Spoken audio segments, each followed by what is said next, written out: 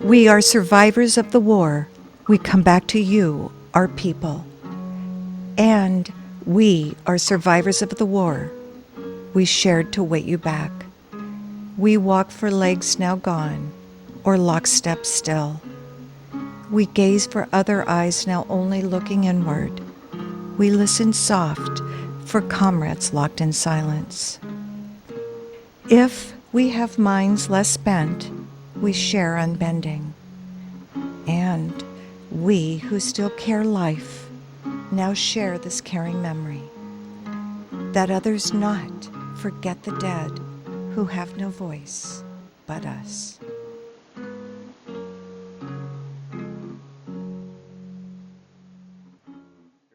Thank you and welcome to another segment of Vet House Voice as we continue to outreach, educate, and chronicle events and activities of concern and interest to veterans, affected family members, and the caring community. Speaking of the caring community, from some of the phone calls and comments we've gotten, they're not ageist comments so much as they're saying, you know, you're really old, Mac. Why don't you get somebody younger there to do the interviews? People tell me that I'm always look like I'm on the edge of croaking. So to placate and please the younger, 2-3 generations younger, we have a new host in training, Michael Ballance, and we'll bring him up in just a moment. Oh, there he is. That's see the difference? Can you run those side by side? Boy, that's an old. Can you see that up there, Michael? Look at that. There's young. Oh, now bring up the old one. It's like the ghost of Christmas, way past. Okay, let me finish with my chat here. We go back all the way to 1987 when we were using as host much beloved Ron Porter, Robert Groppe, then Jim Melson, and just a whole slew of names. Ron Mitchell, Grant Gillum, Chris Kane, Wally Green. A lot of people have stepped in. And Joe, I can't remember your name, so we'll have to put it on the title. All these people from 29 years. And now I am the not host. And I'm going to be interviewed by the incumbent host, and I'm going to share whatever he asks me. Thank you for being willing and welcome here. Thank you. Glad to be here. Okay, so you're going to be the host because you've hosted already, and the audience response to that was really favorable. People appreciated somebody that didn't look like they were getting ready to croak. So shoot away, host away. You got a half an hour. Host away. I got a half an hour. How did you get started in this Vet House Voice? Okay, well, Access Sacramento started in 1987, if I remember, around 86, 87. Ron Cooper, and then there was a lot of ironing out kinks with the cable companies that were supposed to be funding this. And so part of the public element was to educate and broadcast and kind of reach out to the community. The very first show that we submitted was called Scream and Scream Again, and that was Ron Porter was the producer of that. The things started getting going when we started to do outreach to veterans, primarily combat veterans, Vietnam veterans that had been exposed to or damaged or affected by Agent Orange contamination, then subsequently the families. So it's been a long process. We sort of evolved along with society. We wanted to show that veterans are a segment of the community that should be honored, celebrated, and incorporated with some pride, honor, and dignity. The only way we could do that, we didn't find anything else, so we did it ourselves. So you're part of that outreach. I think what you bring to this show, and it's getting to be in its 30th year coming up, the new relevance of looking both at the military, now that it's all volunteer, that it's gender bias eliminated. Is that a fancy way of saying that? I think that's fancy enough. Whatever people say, you know. I remember doing an interview with CBS one time, and they said, well, what do you think about women in combat? And I said, you know, if we're all co-equal and co-voting, we should be co-responsible for being a service. And they said, well, there was a memorable show. It was called Look Who's Talking, early 80s. And I guess I made the mistake of saying, I don't see the difference. I've never seen anyone drive a tank or shoot a rifle or fly an airplane with their penis or their vagina.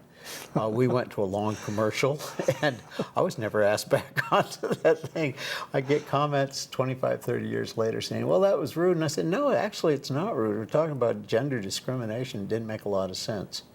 And so finally, I think we're seeing more equity. Yeah. Well, it's interesting now that they're, almost 30 years later, they're talking about having women sign up for the draft, Yeah. for selective service. Well, what do you think about that? Because you're a little older than... Who's the host here? Yeah. Oh, okay. That's right. Go ask me. So I'll ask you, what do you think about that? Well, I think the younger generation, it's going to affect the most. So any input that you have is really interesting for, Well, I think that coming from, I've never served in the military. In a strange sort of way, I have some regrets about that. And I didn't come from a family that, my grandfather went to World War II. He was in the South Pacific, and he saw things that he didn't think anybody should see, and he didn't want his kids going to war. And I mean, he was totally against that. That was the way he felt when he came back. He never talked about it. I think I heard one time he said something about, something came up with a Red Cross, and he had some animosity about this whole, he made a comment about, those people came in and tried to take all the credit and got the money for the stuff that the military guys were doing. And that was pretty much the only thing I ever heard about his military service. And then of course my father, in '65, I think it was, he was injured in a construction accident and lost a kidney. So he didn't go to Vietnam, so there was no real experience of anybody in my family getting drafted and going over anywhere overseas or into military combat or so it was not my experience to really go and do anything like that. The thought never really crossed my mind. Now that I'm an older guy, I'm getting up there. I'm pushing, I'm pushing 50. Yeah, so about 5 years. you wanted a younger host, then you're compared to 76. To 76, maybe. You're 2 generations younger. I'll be 49 here shortly, which is kind of a sad thing, I think, for me.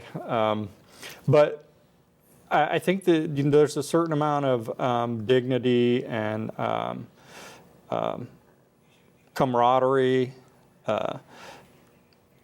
love of country, patriotism, things that you learn in the military that you gain that I don't think that you get if you don't have that experience. So I think for me, there's that little bit of regret that I didn't get a chance to go see the world like some people did, and see some stuff that I probably should have never seen like some people did. And unfortunately, there's always some bad with some good. But enough about me and my military experience. How was your experience getting into the military? Were you drafted? Were you volunteer? Yeah, what was that experience like? Are you serious? I'm dead serious. I would like to know. Oh, after college, I went into a monastery because I was going to find what I perceived as a spiritual way of living, and when I didn't find that, I got a dispensation. I had to get a dispensation to get into the monastery because I was illegitimate and disparity. It called Jewish and Roman Catholic are my background, and so when I left the monastery, I figured I'd been striving for holiness, and I decided I needed to experience the flesh and the devil. So I went to a place called the Cocktail Lounge. And I'm serious. And I'm very OCD, methodical, and I thought, well, if I'm going to drink, which I hadn't been drinking in the monastery, if I'm going to drink, I think I'll do it alphabetically. Absinthe, Benedictine, all the way, no, Clue was under the K's. I think I got down to D or E, and then I don't remember. That was a Friday afternoon. And Monday, I woke up, I was naked. There were 250 naked guys in this room, and this cretin, this really Neanderthal throwback, was screaming, "All right, ladies, bend over and grab your cheeks." And I'm grabbing my cheeks like that. They were doing a prostate check. So I actually started crying. I said, it was a mistake. I think I was drunk. And they said, "You move and you're going to Leavenworth." I was terrified. I'm glad that I joined. However it was, we're part of all the composites of life that we go through. And I'm glad that I joined because I got to see an awful lot of benefits and detriments. And I got to make my own way as a man in this world. So it was a good deal. I got to see 40-some countries. That's all in the military? Yeah, I saw those in the military and I went back and visited 60 more. The sad thing about it is the time that I was in the Vietnam time, I went to Vietnam in my second enlistment. I had such a good time visiting all these countries with NATO. I thought, well, that's a real good job. And I volunteered for Vietnam, and I got there. Two stories about Vietnam. One was there was what they called a hooch maid. She came and collected the uniforms and then took them down to the river and beat them clean in the river with. Nobody touched her, nobody assaulted her, nobody said anything. Her name was Lot, L-O-T, and she was like an orchid growing in a garbage dump. And I asked her one time, she didn't speak Vietnamese, and she didn't speak English, I don't speak Vietnamese, and I said, in French, I said, what do you think of us being here in your country? And she said, before you, my mother had the Japanese, and before them, my grandmother had the French, and before them, my great-grandmother had the Chinese. And now we have the Americans. And all we want is a piece of fish and a bowl of rice. She never talked to me again. And I thought, ooh. And then my kid brother, there were 4 of us in the military, 3 of us in the military, and my kid brother got killed on 2 zones down from me. He was in 4 Corps. And then they lost his body, so I had to go down and find it. And so my whole perception of my country, and that was probably not very, very beneficial. When I brought his body back, he was in a body bag in an aluminum casket, and brought him back through Fort Lewis. And there were protesters out there with newspaper rolls all the way around the base. It's military, Army, and Air Force coordinated place. And they said effing baby killers and all that stuff. And I would have had an M16, I would have shot out there. It was just, I understand some of the Iraq, Afghanistan veterans coming back. The salt's gone out of the flavor of life, and what do you replace it with? It's just like, you go away and your country's moved and you come back. So it took me a long time to adjust. The adjustment came easier when I found people that not only were veterans or caring family and community members, but we just couldn't see why there was such hatred of veterans. There was a whole lot of turmoil going on in the 60s. Yeah. And early 70s, and unfortunately the scapegoat for all that was the Vietnam veterans. For Christ's sake, they called us an era veteran. They didn't have the World War I era veterans and the World War II era veterans and the Korean era. And it was a very clever ploy by the government, because if you have a hyphen and the word ERA, you separate the people out. I think the Vietnam veterans were the most educated, the most sophisticated, and the most voter appreciated people, and you don't want those people joining and uniting. I mean, look at the Vietnam Veterans March Against the War.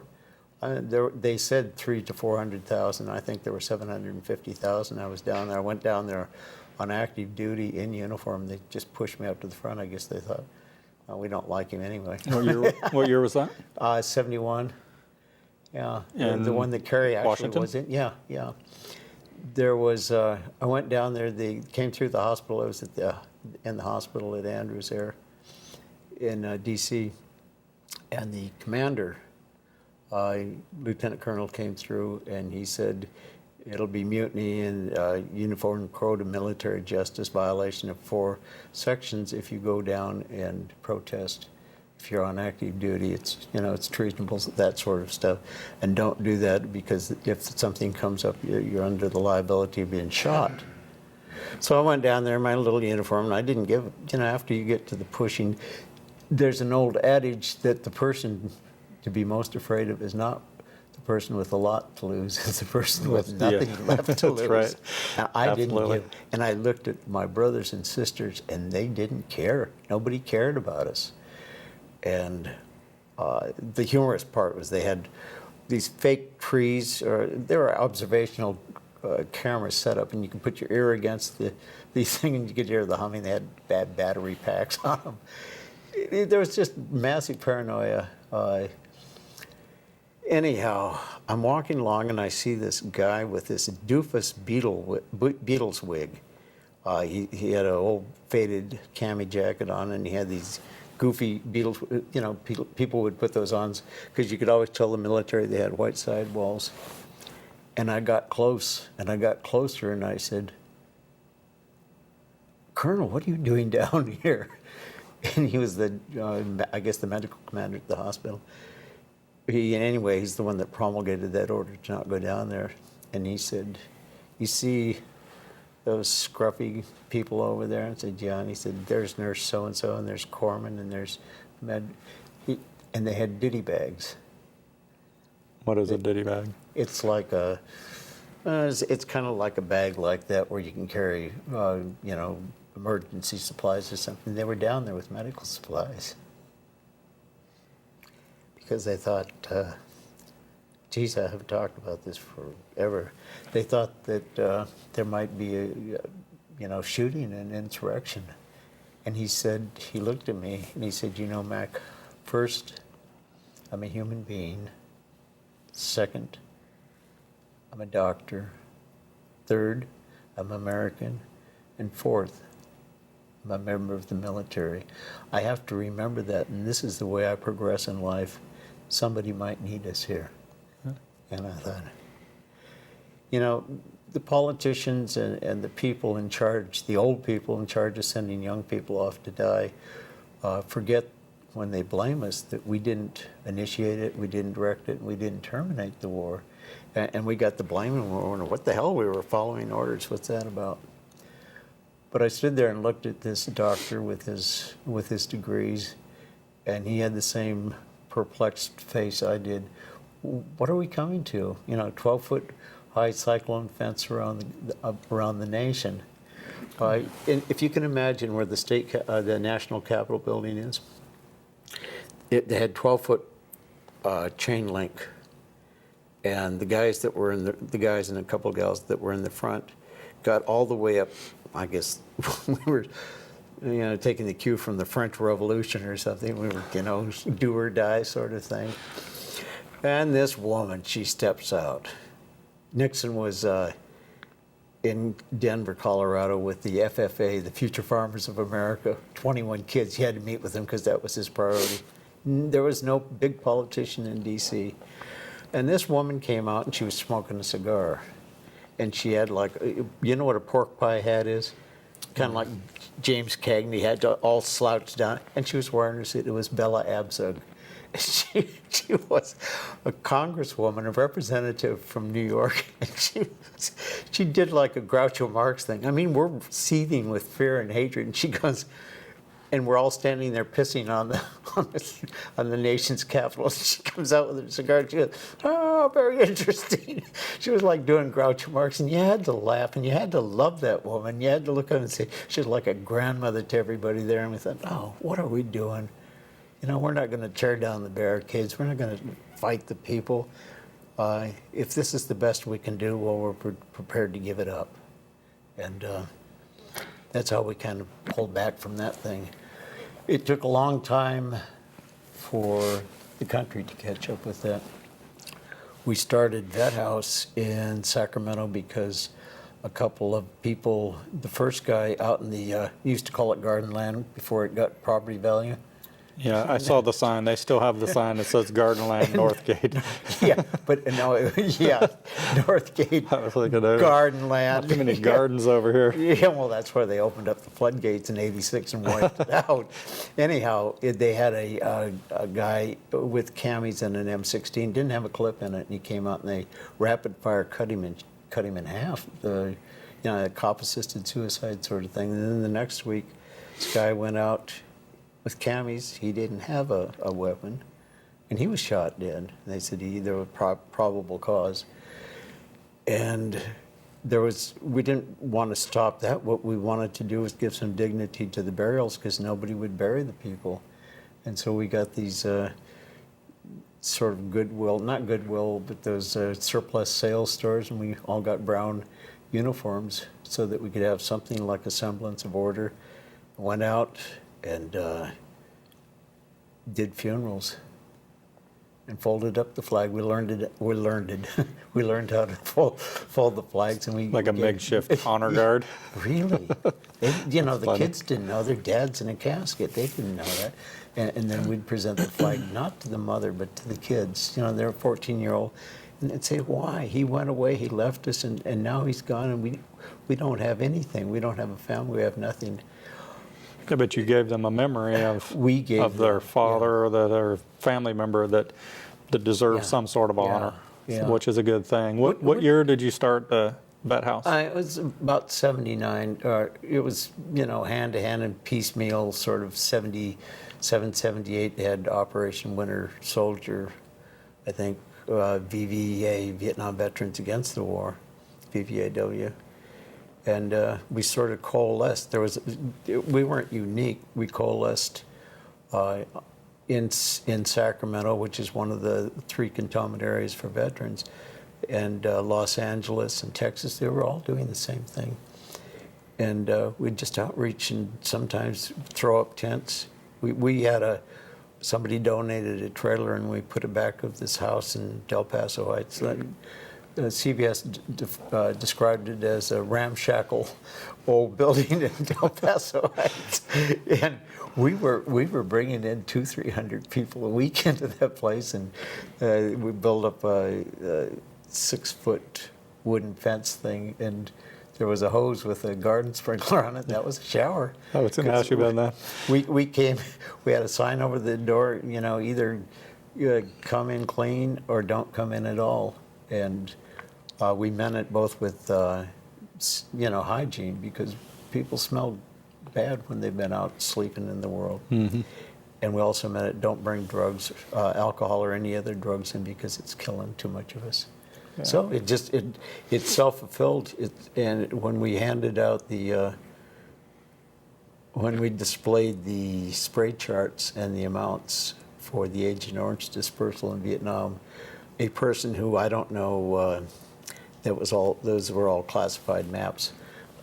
We showed them to Karen Wilson. She did a little story on television, and we got some police and military inquiries about where we got that, who's in charge, and the next day there were 5 network stations outside the building. And 5,200 veterans came in 1 week to say, where do we belong? What can we do? How can we stop? How can we help our kids from not thinking we're just garbage? And it was the veterans, and then the families, and the fancy people didn't seem to have too much concern about it. The bishop of the Episcopalian Church, the Anglican Church, Bishop Thompson, sent some riders down. I guess he thought we were like mean, tough people because he sent a couple of priests down on motorcycles to see how we were doing. I have no idea what they thought we were in 1980. So I sent these guys down from the Trinity Cathedral, and they outreached, and Bishop Thompson, Tony Newman was the point man on that. His dad was, I think, one of the editors for the Sacramento Union, and so he had some juice. And the bishop said, "We need to welcome you back, and we also need to welcome back the people that protested, or the people that went to Canada, the draft dodgers or draft evaders." And he had a service of reconciliation downtown Sacramento, and all the Vet House people and all the affiliated council, disabled veterans, veterans of foreign wars, American Legion, AMVETS, all those were on one side of the church. On the other were the draft dodgers and the war protectors. And they're in there, and this one person brought up it was a Anglican church. She brought up a crucifix, and so one from the disconnected people, and the other from the disconnected people walked up side by side carrying that crucifix. And I thought, you can't fight this. If this is a Christocentric nation, you can't beat the people up for doing that. They have to come together. We lost probably a third of the people at Vet House. It used to be called Viet Vet House because it was primarily for Vietnam veterans and families, but we had to enlarge to welcome people back, period. And the next year, in '81, Tony Newman and Arturo Espinosa Sanchez, he looked like Savonarola. There's a monk in the Middle Ages, the bonfire of the vanities. He told people in Florence, Italy, that they should burn all their vanities, the books, the jewelry, their cosmetics, and all that. So they did, and then the next year they burned him. And He could only give up so much. Art looks like he has a tonsure. It's like a monk's tonsure.